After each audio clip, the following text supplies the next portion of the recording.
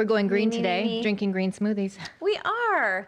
We are getting our fruits and our veggies, and that's good for us, and it's good for the planet to not eat a bunch of cows because they emit a lot of methane and, you know. Really? Oh, yeah. Livestock practices are not very sustainable. Cow poop emits a ton of methane, and methane is like one of the worst greenhouse gases. Coming up in this episode of Listen to Your Mother Earth. Not cow poop, but the IPCC. Yeah, I'm not gonna lie, this isn't the... No. It's, You know me. plus an easy thing you can do every time you're outside to help the earth. I'm Ellen. I'm Emily. Teresa, and this is Listen to Your Mother Earth. Yeah, you know me. The IPCC. It's not all IPCC. I don't think I had the right rhythm that you had. It's totally good. It's okay. Yeah? It's a freestyle. Why are we talking about the IPCC? We've heard about them a little bit in other episodes. So this is just kind of a summary because they recently released a report in March. This is just kind of where they say we are, where they say we're going, and some action items that I hope people will take away as they turn off this episode and go live their daily life. Report card. It's our report card. Mother would not be proud of this report card, This is is one what to I hide have your to backpack. say. Yes. There are some improvements that we can make to get that report card a little better. So coming up, what's in the IPCC AR6 synthesis report released in March 2023.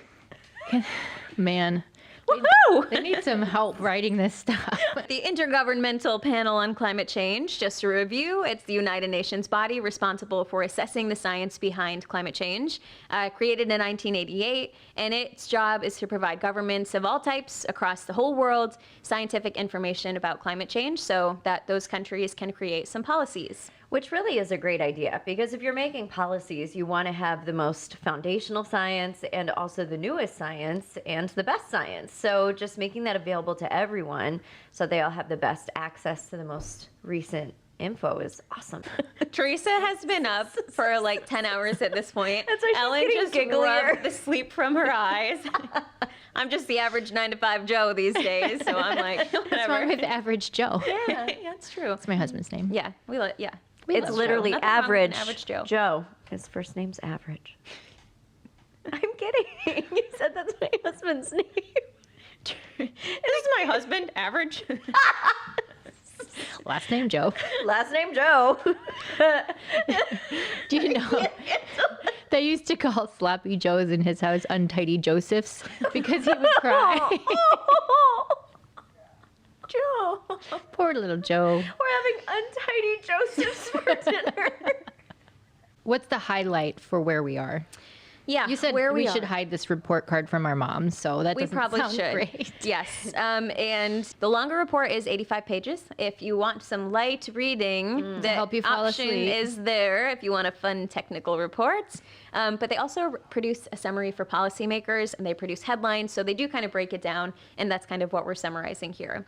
Starting off with where we are, they say that human activities have unequivocally caused global warming. Not much room for uncertainty in that term. And it's mainly through the emissions of greenhouse gases. Yeah, we have caused global warming. Yeah. And something cool about these reports is that they are very good at saying the amount of certainty they have in a statement. So if you actually read through it, it will say blah, blah, blah, blah, blah. Yes. High certainty. Blah, blah, blah, blah, blah. Medium certainty. Medium confidence. Unequivocally is as high as it gets, Yeah. right? Yeah. So if you, again, want to tackle the 85-page report, you'll see that language just because they are really upfront about, we need more research on this. We're not absolutely positive. This we have very high confidence in. This we have high confidence in. So you'll see that language, and I think it just kind of adds credibility to what they're saying because they're acknowledging that science is an evolving field and that they're still working on things, but they use the term unequivocally there, which I would say is pretty definitive. Yeah. Putting numbers on it, the global surface temperature was 1.09 degrees Celsius higher in 2011 through 2020 compared to 1850 to 1900. And the increase has been larger over land compared to the ocean. The observed increases in well-mixed greenhouse gas concentration since the mid-1700s, again, unequivocally caused by greenhouse gas emissions from human activities through that period.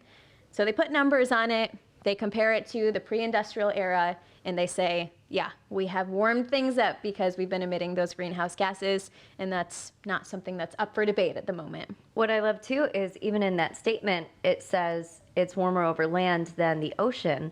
And I think sometimes people think that, like, when sea level rise happens or when the earth is warming, it's happening the same way everywhere all at once. And that is not the case. We're seeing a lot of changes all over the globe, which averages out to this baseline warming or this baseline rising. Absolutely, yeah. Atmospheric CO2 concentrations were higher than at any time in the last 2 million years. Stop. One more time. In the last 2 million years. Oh. It's like, did she say something wrong? No, it's just I know. That's atmospheric a long CO2. time. Anyway, So there's more carbon dioxide in our atmosphere. than there has been in the last 2 2 million million years, years. based Okay. on measurements from 2019. Wow. Methane and nitrous oxide, again, those are some very potent greenhouse gases. We talk a lot about carbon, but those are also greenhouse gases. And those concentrations were higher than at any time in at least the last 800,000 years. That's just incredible. Yeah. Like, that's no wonder why they use the word unequivocally. Yeah, and it all goes back to our land use practices, our unsustainable energy use, our lifestyles, our patterns of consumption, our patterns of production. Those have all led to global greenhouse gas emissions continuing to rise, and hence global temperatures continuing to rise. Okay, so that's where we are. That's where we are. You ready for the doozy? Mm-hmm. Where we're going. Yes, I am. That soundboard is just everything I'd ever wanted. That's a good, yeah. Yeah, okay. We'll leave it queued up. Yeah. So, it is estimated that warming will reach 1.5 degrees Celsius in the near term due to continued greenhouse gas emissions. When you say warming 1.5 degrees per year, per, like, just in general? Pre-industrial era. So we Okay. will warm 1.5 degrees above pre-industrial global temperatures. Okay. Yeah, that is what they're estimating warming will reach and probably surpass. Again, I know sometimes people are like, what's the big deal? 1.5 degrees? Like, come on. We live in Michigan, like, fluctuates like crazy. But we've started to see the impact that just 1.5 degrees has. Yeah. So one of my favorite analogies is like, if you have a fever, you start to feel the effects at 1.5 degrees warmer than usual. And the higher you get, even small increments, upwards, it's no bueno. Yeah, That's a good analogy. that Yeah. is. I mean, 100.1 is a big difference from 102. Right, and 104, like, Forget it. Yeah. You go into the ER. exactly. So I think we have to readjust our mental threshold of like what 1.5 degrees Celsius even means. And that's Celsius. That's not Correct. Fahrenheit. 1.5 degrees Celsius is almost 3 degrees Fahrenheit. Yeah. And another thing, if you listened to episode 1, when you're talking about an average, that means more extremes. So more extreme droughts, extreme flooding, and that creates this average of whatever it is that we're seeing. Yeah, I will get into all those lovely changes that will be caused by that 1.5 degrees, but that's exactly right. It's just more extreme of everything. 1.5 sounds kind of but yeah, it has a big difference. And not only that, but they expect global warming to continue to increase in the near term up until at least 2040 because mostly of the increase in cumulative CO2 emissions. So it's not like we're at the point yet where we're decreasing. We're not maxing out. Yeah, we're not maxing out quite yet. And every additional increment that you have of warming will intensify the hazards and make those extremes more extreme. This is a quote they had in there. So I'll just read the quote straight from the report.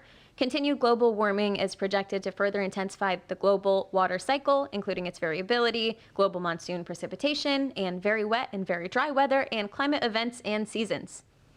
It's just getting wild. Just kind of encompasses everything. Yep. More changes. You ready to go down the list? Oh boy. All right. Reduced extents and volumes of almost all cryospheric elements, which we've talked about before, is Ice. the frozen Ice. aspects. Yep, of our Earth. So less ice. Yep. Increased global mean sea level rise, increased ocean acidification and deoxygenation. And does that basically mean the water is getting warmer and hurting the wildlife, the marine life. Yeah, I mean, So- the water is starting to ingest the carbon and start to acidify. Yes. And then also we're seeing like less oxygen in it. So Okay. that just makes it harder for the fish to live. Yes.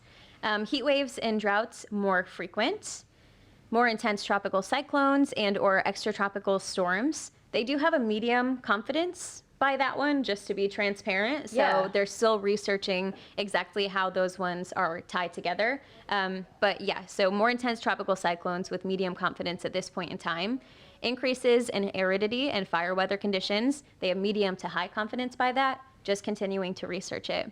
An increase in heat-related human mortality and morbidity, mental health challenges. What's the difference between mortality and morbidity? Morbidity refers to illness or disease. Mortality refers to death. Okay. Okay. So So we're people seeing an are increase- be getting sick more and Yeah. dying earlier. And just, Or dying more. And dying more. Because of heat. Yeah. Okay. Yeah, and that's a pretty slam dunk one. But again, Emily, I really love that you've included the confidence levels next to some of these.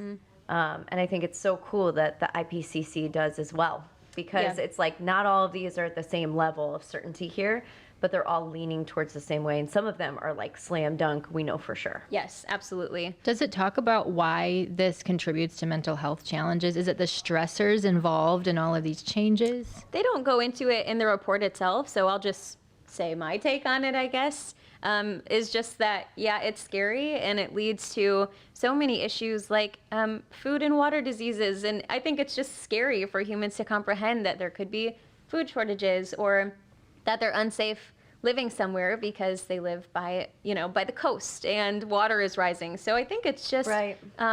yeah, the scariness and yeah. uncertainty and all of that. I mean, it scares me. It's not, it's just something that was never a huge concern. And now I think it's just another thing piled on that list of anxieties that humans already have. So that would be my understanding. They don't, at least in what I read, they didn't specify too much about it, but yeah. Yeah, especially again, like climate change is a force multiplier. So if you have people that are poor and already can't manage with like a not great housing structure, and then all of a sudden there's sea level rise as well at your particular location, that's going to be extra stressful because the house that you have that's not great already has an even more immediate threat that you can see literally at your back door. And there is a lot of research about what toxic chronic stress can do to someone's mental state. Like there are lifetime consequences to that. Definitely. Mental health is part of it, and then more physical things, flooding for coastal and low-lying areas, loss of biodiversity, decreased food production. So that's just some of them. The list kind of goes on, but yeah, 1.5 doesn't sound super dramatic, but when you actually go through the list of what it can do, it gets to be a little more dramatic and something that we should pay attention to. They do think some future changes are unavoidable and irreversible at this point, but they could be limited by drastically reducing global greenhouse gas emissions. And that just makes sense. Like Yeah. some things that we lose are going to be lost forever. Like Yeah. if we have an endangered species that bites the dust, we're not bringing it back unless we go That's a good Jurassic Park point. style. But Save over those time, mosquitoes. but Said over no one time- ever. Said no one ever. Save those mosquitoes. Heck no. But I think the thing is too that it's not included in this is the timeline, right? Because we don't know how long it will take because it's still an ongoing problem. But yeah, and the more that you don't act, the less feasible options there are. It just gets harder as Yeah. inaction Which makes continues sense to take too. I mean, place. that's true for anything. The further Exactly. you get away from a target, it's going to be harder to get back. Yep. Absolutely. So to limit those human-caused global warming effects, we need net zero CO2 emissions. And current projections of CO2 emissions from our current fossil fuel infrastructure without making changes would exceed that 1.5 degrees Celsius. So as it stands right now, we're going to get there and we're going to go beyond. The problem just becomes more complex the longer that we're waiting. Does this report also include ideas for what we can do to come back down? It's interesting because countries are kind of responsible for that on their own. So it doesn't really say much other than reduce. Okay. Figure it out. Yeah. Yep. And to be fair, it's not, their I guess- job is right. that, scientific body. Their Right. job is to explain the problem. And And might again, have I some personally mitigation. like that because I feel like it gives each country and each entity the creativity and the freedom to customize policies that work for them. Yeah. So like what works for us might not work for Sweden. Yeah, we all have different, unique set of circumstances. Yep. Absolutely. And they do talk about how adaptation and mitigation can reduce risks. I just don't think they say like, hey, here's this great mitigation technique that you Gotcha. here can use for, that would be a challenge. Do you say that, quote, there's a rapidly closing window of opportunity to secure a livable and sustainable future for all? Geez, can we just stop? Because like Emily's voice is so pleasant that this is like a horrible statement. Yeah, it basically is saying there's a meteor coming and you're all gonna You die. want me to say it really scary? A little bit. Okay. Here's the next quote.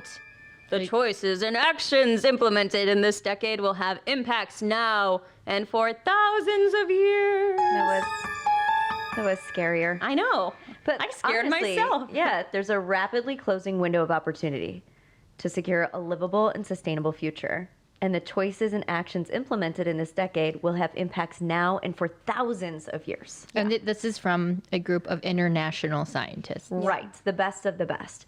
So, again, these statements are just like so short. I They know. carry so much weight. Yeah. Yeah, and we have the sound effects and the scary voices, but man, it's scary for real. It is, It's scary stuff. And they just really encourage to solve this problem an increase in international cooperation, improved access to financial resources, especially for the vulnerable countries, because, and again, this is something I think we'll do in another episode, but it's not usually the countries who are emitting the most, who are affected the most. A lot of times it's the people who are not as much part of the problem, who are the most impacted. You know, it's They the most don't have as disenfranchised many who are- resources. Yeah. Right. Air conditioning, things like that. Right. They just say if we can quickly and effectively implement adaptation and mitigation actions in this decade, then the losses and damages for humans and ecosystems would be reduced. So they do, I guess, leave us with a note of positivity there, and they say if we can do this, we're going to reduce the bad effects, which is hopeful. Yeah. It's a call to action. Yes.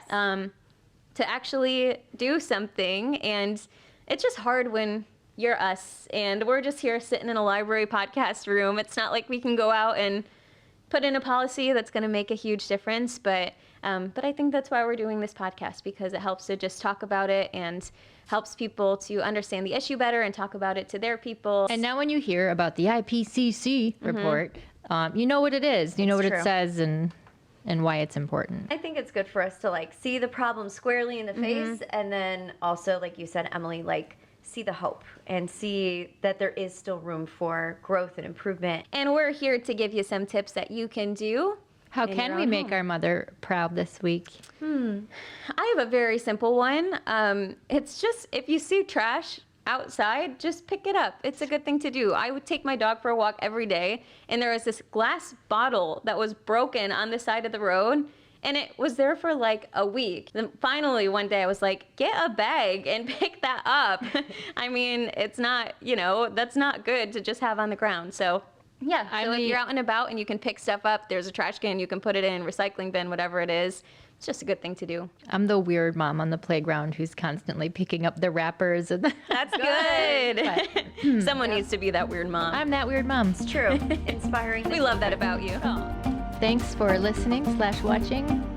Listen to your mother. Earth.